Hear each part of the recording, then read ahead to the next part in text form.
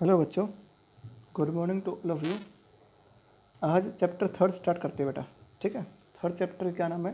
Trigonometric functions. बहुत ही important chapter है ये।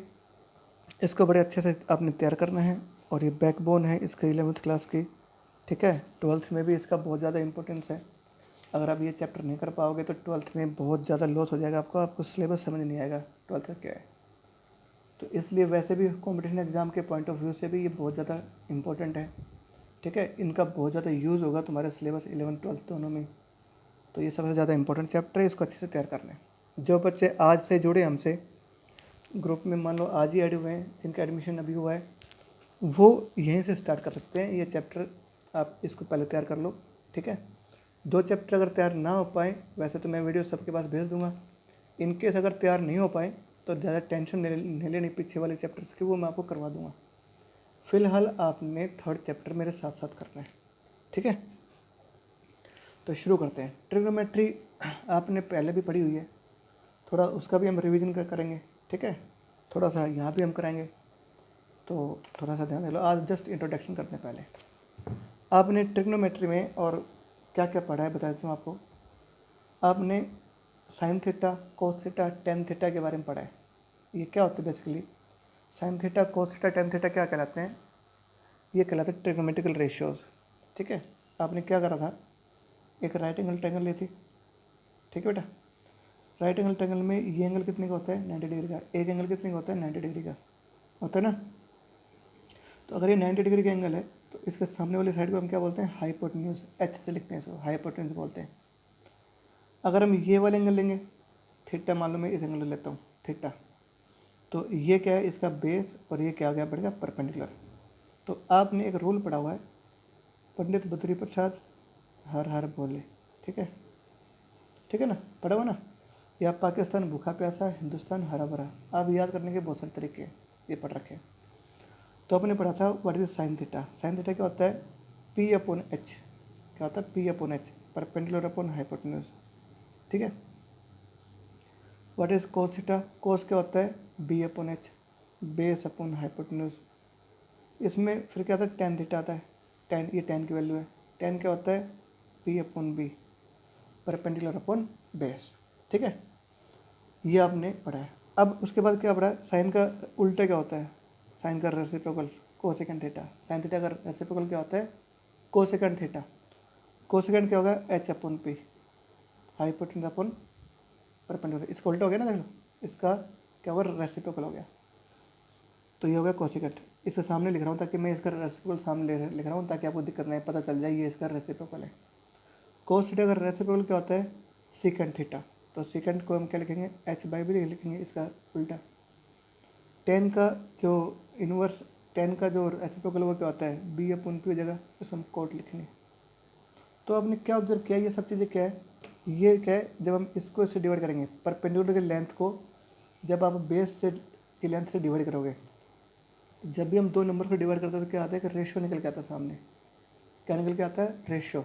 इट मीन्स साइन थीटा क्या है? कि रेशियो है। कोस थीटा भी ऐसे ही क्या है? रेशियो है। ये भी रेशियो है। तो इसमें क्या होगा? ये जितनी क्वांटिटीज आप पढ़ रहे हो, sine theta, cos theta, tan theta, इन सब को हम क्या बोलते हैं? ट्रिग्नोमेट्रिकल रेशियोज बोलते हैं। तो इसका मतलब क्या निष्कर्ष निकला?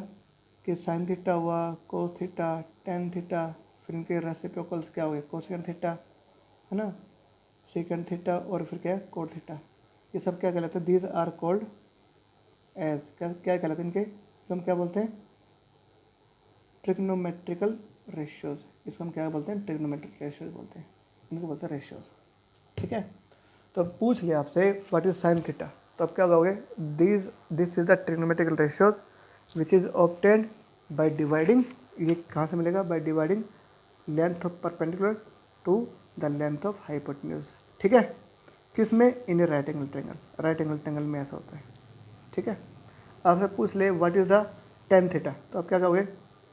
Ten theta is the ratio of perpendicular to base. Perpendicular को जब बेस से डिवाइड करेंगे तो क्या होगा? एक रेशियो मिलेगा, उस रेशियो का नाम क्या हो गया? Tan theta. ठीक है, तो ये सारे क्या? ट्रिग्नोमेट्रिकल रेशियोज है। कोई दिक्कत नहीं, आपने अच्छे से पढ़ रखा है, कोई डाउट नहीं। ठीक है, फिर आपने टेंथ में क्या पढ़ा होगा? कुछ फॉर्मूले आपने पढ़े होंगे। मैं उनको लिख रहा हूँ ताकि तुम्हें समझ में आ जाए। Sine square theta plus cos square theta क्या होता है? 1 होता नहीं होता? ये हम प्रूव भी कर सकते हैं, मैं एक का प्रूफ बता रहा हूँ, आगे वाले प्रूफ आप खुद करोगे। Sine square theta plus cos square theta की वैल्यू क्या होती है? हमेशा 1 होती है। ठीक है, ये मैं यहाँ पे प्रूव करके दिखा, देखो ये राइट एंगल ट्रायंगल है, परपेंडिकुलर या हाइपोटेन्यूज ये बेस। ठीक है, ये थीटा ले रहा हूँ मैं। अगर थीटा अब ये लोगे ना तो फिर क्या होगा? परपेंडिकुलर ये बन जाएगा और बेस ये बन जाएगा, लेकिन हाइपोटेन्यूज सेम रहेगा। हाइपोटेन्यूज सबसे लंबी साइड होती है राइट एंगल ट्रायंगल में, और 90 डिग्री के सामने वाली साइड ही क्या कहलाएगी? हाइपोटेन्यूज। ठीक है, तो अब देखो, अब क्या करेंगे? ये प्रूव करना हमने, sine square theta plus cos square theta निकालते हैं। साइन थीटा क्या होता है? पी अपॉन एच, तो साइन की जगह लिखेंगे पी अपॉन एच, इसका तो होल स्क्वायर लगा देंगे। कोस क्या है? कोस ये रहा बी अपॉन एच, तो क्या होगा? बी अपॉन एच, इसका होल स्क्वायर लगा देंगे। ठीक है, वैल्यूज रखिए साइन और कोस की। P square upon H square, इसका स्क्वायर क्या होगा? B square upon H square, square कर दिया। टेकिंग एलसीएम, एलसीएम क्या होगा? एच स्क्वायर एलसीएम, यहाँ क्या आएगा? और राइट एंगल ट्रायंगल में एक पाइथागोरस थ्योरम लगती है, तो क्या बोलती है? परपेंडिकुलर स्क्वायर प्लस बेस का स्क्वायर को अगर जोड़ेंगे तो क्या मिलेगा हमें? हाइपोटेन्यूज का स्क्वायर बनेगा। तो ये क्या बन गया? हाइपोटेन्यूज का स्क्वायर, और ये कट जाएगा, क्या बचेगा यहाँ पे? 1 आएगा। तो ये फॉर्मूला प्रूव हो गया। तो सारे फॉर्मूले प्रूव्ड हैं, ऐसे हम प्रूव कर सकते हैं। ये मैंने एक तरीका बताया आपको। ठीक है, चलो आपने ये प्रूफ आपके लिए ज़्यादा इंपॉर्टेंट नहीं है, बट ये फॉर्मूले याद करना ये ज़्यादा इंपॉर्टेंट है। ठीक है, ये फॉर्मूला हो गया। इसी से 2 फॉर्मूले में और ड्राइव कर सकते हैं। कैसे? साइंस का थीटा निकालना हो तो क्या करेंगे? इस कोस का थीटा को इधर ले आएंगे, तो क्या होगा? 1 माइनस कोस का थीटा। अगर हमें कोस का थीटा ड्राइव करना होता तो क्या होता? कोस का थीटा इसको इधर ले आएंगे, तो 1 माइनस साइंस का थीटा बन जाएगा। ये 2 फॉर्मूले इसी से हमने बना दिए। तो ये सारे फॉर्मूले यहाँ बन गए 3। साइंस का थीटा प्लस कोस का थीटा क्या होता है? 1। साइंस का थीटा क्या होगा? 1 माइनस कोस का थीटा। कोस का थीटा क्या होगा? 1 माइनस साइंस का थीटा। ठीक है, ये आपको मिलेगा पहला क्वेश्चन, पहला एक फॉर्मूला, इससे 2 फॉर्मूले ड्राइव कर दिए। आगे देखो, टेन स्क्वायर थीटा ये होता formula, second square theta minus ten square theta क्या होता है? 1। एक फॉर्मूला ये है, इसको भी प्रूव कर सकते हो, ये वैल्यू रख के ना हो जाएगा प्रूव आराम से। ठीक है, ये मेन फॉर्मूला, इससे 2 फॉर्मूले बन जाएंगे। क्या क्या? इसको चले जाएंगे तो 1 प्लस हो जाएगा। तो सेकेंड का थीटा का फॉर्मूला क्या बन गया? 1 plus ten square theta. Ten square theta का फॉर्मूला क्या होगा? Second square theta minus 1। ठीक है, ये हो गए 3 फॉर्मूले, ये हो गए 2 हिस्से बन गए, एक ये मेन फॉर्मूला का। अगला जो फॉर्मूला वो क्या बनता है? कोट और कोसेकेंट में रिलेशन बताएगा। Cosecant square theta minus cot square theta क्या होता है? 1। ये भी आपको याद करना है। इससे 2 फॉर्मूले और ड्राइव कर सकते हैं। इसके लिए निकालनी हो तो इसको चले आएंगे, 1 प्लस कोट स्क्वायर थीटा। अगर कोट स्क्वायर थीटा निकालना हो तो क्या करेंगे? इसको चले आएंगे, कोसेकेंट स्क्वायर थीटा माइनस 1। ठीक है, तो 3 ये बन गए। तो कुल मिला के 9 फॉर्मूले आप लोगों ने पढ़े हुए हैं। इनका प्रूफ आप इस तरह से कर सकते हो। ठीक है, तो ये वाले याद करने हैं। फिर आपने ये चीज़ याद करनी थी, जैसे अभी बताया था सेकेंड थीटा क्या होता है? 1 अपन कोस थीटा। कोसेकेंड थीटा क्या होता है? 1 अपन साइन, है ना? ऐसे क्या होगा? टेन थीटा क्या होगा? 1 अपन कोट थीटा। उल्टा हो जाएगा। ठीक है, कोस थीटा क्या होगा? 1 बाई सेकेंड। साइन क्या होगा? 1 बाई कोस सेकेंड। कोट क्या होगा? 1 बाई टेन। तो ये एक दूसरे के रेसिप्रोकल होते हैं, ये याद करना है। एक फॉर्मूला और याद करना है, टेन थीटा। टेन थीटा को हम ऐसे भी कर सकते हैं, साइन थीटा अपन कोस थीटा। ठीक है, कोट थीटा क्या होता है? टेन का उल्टा होता है, तो कोट इसका उल्टा क्या होगा? Cos theta upon sine theta. ये याद कर लेना। ठीक है, ये 2 चीज़ें और याद करनी। तो ये जो भी हमने अब तक करवाया आपको, जो भी हमने जो भी चीज़ें बताई हैं, वो सब आपका रिवीजन है 10th का। ये सब चीज़ें आपने 10th में पढ़ी है। ठीक है, तो मैं थोड़ा सा आपको रिवाइज करा रहा हूँ भाई, आपने ये चीज़ें 10th में पढ़ी है। अब 11th में क्या स्टार्ट होता है वो आता है। तो 11th में क्या है वो देखो ध्यान से। सबसे पहले 11th में हम एंगल के बारे में पढ़ेंगे। एंगल क्या होता है? ठीक है, what is the definition of angle. तो एंगल की डेफिनेशन बताने से पहले मैं समझा रहा हूँ क्या होता है एंगल। देखो, मान लो ये कोई पॉइंट है, इस पॉइंट से दो रे निकल रही है, एक रे ये होगी, एक रे ये होगी, है ना। इस पॉइंट से दो रेज निकल रही हैं। अगर इनके बीच में क्या है, एंगल थीटा है मान लो। ये थीटा कैसे है, देखो ये दो रे, इन दो रे के बीच में, ये दो रे के बीच में, ठीक है, ये क्या है, ये मेजरमेंट हो गया इसका, इन दोनों के बीच में रिवोल्यूशन। मतलब जब हम इस रे से इस रे पे पहुँचे तो ये क्या होगा, रिवोल्यूशन हुआ कि नहीं हुआ, बोलो। ठीक है, तो ये कितना रिवोल्यूशन हुआ है, amount of revolution is called the angle. तो इसकी डेफिनेशन क्या होगी, दो डेफिनेशन लिखवाता हूँ, ठीक है। ये तो क्या होता है, देखो एन एंगल, एंगल के बारे में बता रहे हैं, an angle is the inclination of a line, line की जगह तुम रे भी लिख सकते हो, to another line, to another line, ठीक है। ये लो, पता है क्या आपको, मतलब एक लाइन से दूसरी लाइन के बीच में जो इंक्लिनेशन होता है उसको हम क्या बोलते हैं, एंगल बोलते हैं, ठीक है। या फिर इसकी डेफिनेशन और भी है, it is the amount of revolution, क्या कहता है, it is the amount of revolution, ठीक है, that A line revolves about a fixed point to another line, ठीक है। मतलब क्या है, ये एंगल है एक लाइन का दूसरे लाइन के बीच में एंगल, और ये लाइन क्या करती है, रिवॉल्व करती है इस फिक्स पॉइंट से, जितना रिवॉल्व करती है उसका जो अमाउंट होगा उसको हम एंगल बोलते हैं। इसकी एक डेफिनेशन और बताता हूँ, ठीक है, जो मेरी लैंग्वेज है वो बताता हूँ। इट इज़ द मेजरमेंट, है ना, ऑफ, या ऐसे लिखो, देखो ऐसे बताता हूँ, देखो if two rays are started with a common point, मैं इसकी डेफिनेशन अपनी तरफ से लिखवा रहा हूँ। अगर मान लो दो रेज हैं, वो किसी एक कॉमन पॉइंट से स्टार्ट हो रही है, यहाँ से हमने शुरुआत करी, एक ये कॉमन पॉइंट हो गया, इससे दो रे निकल रही है ना, तो इन दोनों के बीच का जो मेजरमेंट है ना उसको हम क्या बोलेंगे, एंगल बोलेंगे। देन लिखो, then measurement between these rays is called angle, ठीक है, वो क्या होगा, एंगल, ठीक है। यानी सबसे जो इम्पोर्टेंट डेफिनेशन है वो ये है कि अगर किसी भी एक फिक्स पॉइंट से अगर दो रे निकलती हैं तो उन रे के बीच में जो भी मेजरमेंट होगा ना उससे को हम क्या बोलेंगे, एंगल बोलेंगे, क्या बोलेंगे, एंगल, ठीक है। ये आपने याद करना है, ये वाली डेफिनेशन याद करनी है, बाकी को छोड़ देने हैं, तो मैंने वैसे लिखवा दें। अब एंगल के साइन, साइन एंगल, साइन है ना, मतलब इसके साइन कैसे हो सकते हैं, एंगल नेगेटिव हो सकता है और एंगल पॉजिटिव हो सकता है, ठीक है। एंगल क्या हो सकता है, नेगेटिव हो सकता है, एंगल पॉजिटिव हो सकता है। तो साइन ऑफ एंगल, एंगल क्या होंगे देखो, ठीक है, साइन एंगल, एंगल दो तरह के होंगे। मान लो कोई लाइन है और ये कोई लाइन है, ये लाइन रिवॉल्व करके यहाँ से यहाँ तक, ये लाइन क्या है, पहले यहाँ थी, अब ये लाइन यहाँ आ गई, तो ये कौन सी डायरेक्शन होगी, क्लॉकवाइज डायरेक्शन, क्या है, नहीं एंटी क्लॉकवाइज, क्लॉक ऐसे चलती है और ये क्या है, एंटी क्लॉकवाइज, ये कौन सी डायरेक्शन है, एंटी क्लॉकवाइज, ठीक है।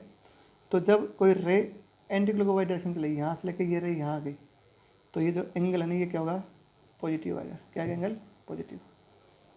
अगर ये रे यहाँ से चल के और इस तरफ आ जाए, इस डायरेक्शन में जाए, ठीक है, अब क्या ये रे देखो यहाँ थी, अब ये रे यहाँ आ गई, तो ये कौन सी डायरेक्शन है, क्लॉकवाइज, ये कौन सी डायरेक्शन है, क्लॉकवाइज डायरेक्शन है, ठीक है। डायरेक्शन लिख देंगे यहाँ पे, ये क्या है, क्लॉकवाइज डायरेक्शन में चली, तो इस केस में एंगल क्या होगा, नेगेटिव। पता लगा आपको, इसका मतलब क्या हो गया, जब कोई रे किसी फिक्स पॉइंट से मूव करती in the direction of anti clockwise, then angle will be positive, and if the ray moves in clockwise direction then angle will be negative. ये आपको पता होना चाहिए। ठीक है, और अच्छे से डिटेल पता चल जाएगा आगे। तो क्या साइन ऑफ एंगल, यानी एंगल दो तरह से होते हैं, ठीक है, नेगेटिव एंगल हो सकता है और पॉजिटिव एंगल हो सकता है। उसके बाद में आता है क्वाड्रेंट्स, ठीक है, ध्यान से सुनो क्या आता है उसके बाद में, क्वाड्रेंट्स। 4 क्वाड्रेंट्स होते हैं, ये पूरा एक वर्ड है क्वाड्रेंट्स, 4 होते हैं क्वाड्रेंट, देयर आर 4 क्वाड्रेंट्स। मैं आपको समझा देता हूँ, देखो, ठीक है, ये 4 क्वाड्रेंट्स होते हैं ऐसे, ठीक है, ये भी पढ़ रखा होगा आपने। इसको बोलते हैं फर्स्ट क्वाड्रेंट, फर्स्ट क्वाड्रेंट, ठीक है, इसको बोलते हैं सेकंड क्वाड्रेंट, ये कौन सा है, थर्ड क्वाड्रेंट, और ये कौन सा है, फोर्थ क्वाड्रेंट, ठीक है बेटा, इनको हम क्या बोलते हैं, क्वाड्रेंट्स बोलते हैं। यहाँ एंगल होता है 0 डिग्री, 0 डिग्री, ये एंगल कितना होता है, 90 डिग्री, 90 डिग्री होती है। तो फर्स्ट क्वाड्रेंट किसके बीच में होता है, 0 और 90 के बीच में। तो जो first quadrant lies in angle 0 and 90 degree, angle between 0 and 90 degree, जो भी एंगल 0 और 90 डिग्री के बीच में होगा वो क्या होगा, फर्स्ट क्वाड्रेंट में होगा। सेकेंड क्वाड्रेंट क्या होगा, 90 से 180 डिग्री, ठीक है, 90 से 180 डिग्री क्या होता है, सेकेंड क्वाड्रेंट। थर्ड क्वाड्रेंट क्या होगा, बोलो, 180 से 270 डिग्री, और फोर्थ क्वाड्रेंट क्या होगा, 270 से 360 डिग्री, ये होगा थर्ड क्वाड्रेंट, है ना, 270 से 360 डिग्री, यानी हर एक क्वाड्रेंट 90 डिग्री का होता है। तो 90 है, 90 है, 90 है, 90 क्या हो गया बताओ, ये पूरा एक राउंड बन गया, पूरा एक राउंड क्या होगा, 360 डिग्री का हो गया कंप्लीट। तो पूरा एक राउंड कितने का होता है, 360 डिग्री का होता है। पूरे एक राउंड में कितने डिग्री कवर होते हैं, 360 डिग्री एंगल बनते हैं, ठीक है। कोई दिक्कत, आप आपसे पूछ ले what is the angle, what is the measurement of angle between third quadrant, तो थर्ड क्वाड्रेंट में एंगल कहाँ से कहाँ तक होगा, 180 से 270, ये थर्ड क्वाड्रेंट है। पूछ ले व्हाट इज द मतलब ये पूछ ले कि जो फोर्थ क्वाड्रेंट है वो किस एंगल के बीच में होगा, तो क्या कहोगे, फोर्थ क्वाड्रेंट 270 और 360 के बीच में होगा, ठीक है, ये बात आपको पता होनी चाहिए। उसके बाद देखो, हम ऐसे चल रहे हैं एंगल, तो एंगल क्या है, बढ़ रहा है कि नहीं बढ़ रहा है, इंक्रीज कर रहा है, मतलब पॉजिटिव एंगल है, 0 से 90 हुआ, 90 से 180 डिग्री हुआ, फिर 270 डिग्री, फिर 360 डिग्री। फिर अगर ये तो एक राउंड हुआ है, फिर अगर चलोगे आगे तो फिर 90 ऐड कर देंगे, 360 में जोड़ेंगे 90 क्या होगा, 450 डिग्री भी आ गया यहाँ पे, फिर 450 में फिर 90 जोड़ेंगे तो क्या होगा, यहाँ पे 540 डिग्री भी आएगा, फिर 90 जोड़ देंगे तो इसमें क्या होगा, 540 में 90 जोड़ेंगे तो क्या होगा, 630 डिग्री आएगा, फिर 630 में जोड़ देंगे 90 क्या होगा, 720 डिग्री आएगा। ये 2 राउंड लगाओगे तो पूरा कितने एंगल डिग्री कवर हो गया, 720 डिग्री। एक राउंड में 360 डिग्री, 2 में 720, 3 में 1080 एंड सो ऑन। तो ऐसे एंगल बढ़ रहा है ना। लेकिन in case of clockwise direction angle क्या होगा, डिक्रीज होगा। मान लो 90 डिग्री, यहाँ पे 0 डिग्री का एंगल है, तो अगर हम इस तरफ चलेंगे, क्लॉकवाइज डायरेक्शन में चलेंगे, तो 0 के बाद क्या होगा, नेगेटिव एंगल, नेगेटिव स्टार्ट हो जाएगा ना। तो 0 के बाद क्या होगा, -90, -180 डिग्री, -270 डिग्री, -360 डिग्री, फिर -450 degree, -540 degree, -630 degree, -720 degree. Angle क्या होगा, नेगेटिव आएगा। यूँ तो एंगल पॉजिटिव और यूँ एंगल नेगेटिव, ये सब चीज़ें आपको समझा दी मैंने। कोई दिक्कत, तो हम कितने भी राउंड लगाएंगे उतना एंगल बढ़ता जाएगा, और यूँ लगाएंगे राउंड तो क्या होगा, एंगल घटता जाएगा। तो ये है क्वाड्रेंट्स के बारे में। तो ये चीज़ें आपको समझ में आ गई होंगी मेरे ख्याल से, कोई दिक्कत नहीं है, ठीक है। अब जब पेज नंबर 3, अब क्या करता है, मेजरमेंट ऑफ एंगल, ठीक है, एंगल कैसे नापते हैं, ठीक है, measurement of angle, measurement of angle, angle को नापने के लिए क्या क्या यूज़ होता है, ठीक है। एंगल को की जो यूनिट्स है वो क्या क्या होती हैं, एक तो होती है सेक्साजेसिमल, ठीक है, सिस्टम, तो इस सिस्टम में हम एंगल नापते हैं, ठीक है। इस सिस्टम में क्या होता है, एंगल को हम डिग्री में नापते हैं। ये क्या आता है, डिग्री में एंगल नापा जाता है, ठीक है। तो जैसे मान लेते हैं, ये तो लिख लोगे कि this angle is in this system angle is measured in degree. Angle किस में नापा जाएगा, डिग्री में नापाएगा। तो इसमें मैं लिख देता हूँ 1 राइट एंगल। 1 राइट एंगल में क्या होता है, 90 डिग्री होता है, यानी 90 डिग्री का एक राइट एंगल बनेगा।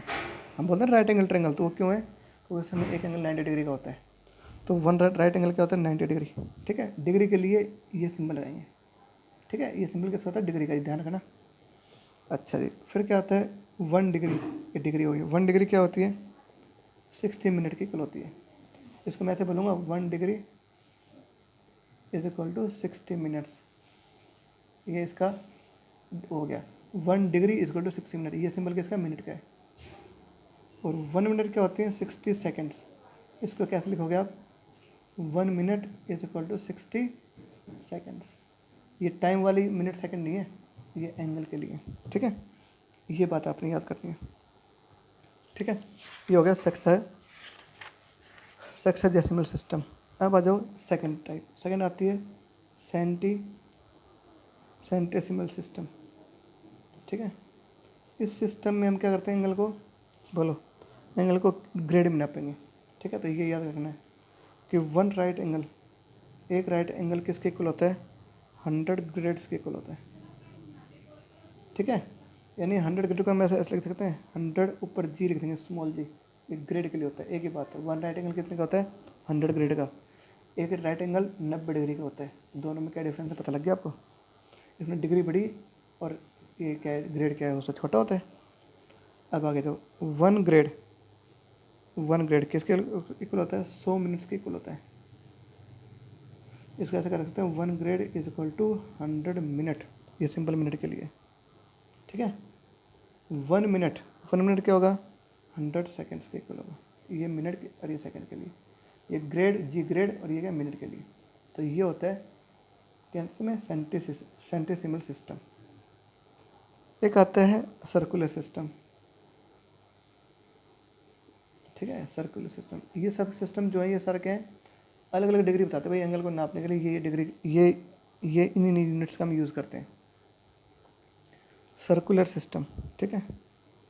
इसमें हम क्या करते हैं, एंगल को रेडियन में नापते हैं। कैसे नापते हैं एंगल को, रेडियन में, ठीक है। तो रेडियन क्या होता है, रेडियन आपको पता होना चाहिए, रेडियन की डेफिनेशन क्या होती है पहले तो वो पता होना चाहिए आपको, ठीक है। रेडियन क्या होता है, लिखो, it is the angle subtended at the center of the circle of a circle by an arc whose length is equal to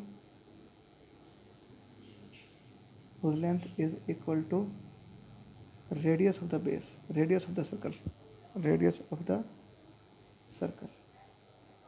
ठीक है। क्या बोले इसको समझो ध्यान से, देखो जैसे मान लेते हैं ये कोई सर्कल है, ठीक है। इसका रेडियस मान लो, ये सेंटर है इसका, ये क्या इसका सेंटर है, ओ मान लो सेंटर है, ये हो गया रेडियस आर। जितना रेडियस लिया उतनी अगर हम आर्क ले लें, मान लो ये रेडियस है, तो ये क्या है, ये क्या है, ये आर्क है। आर्क को हम एल से डिनोट करते हैं।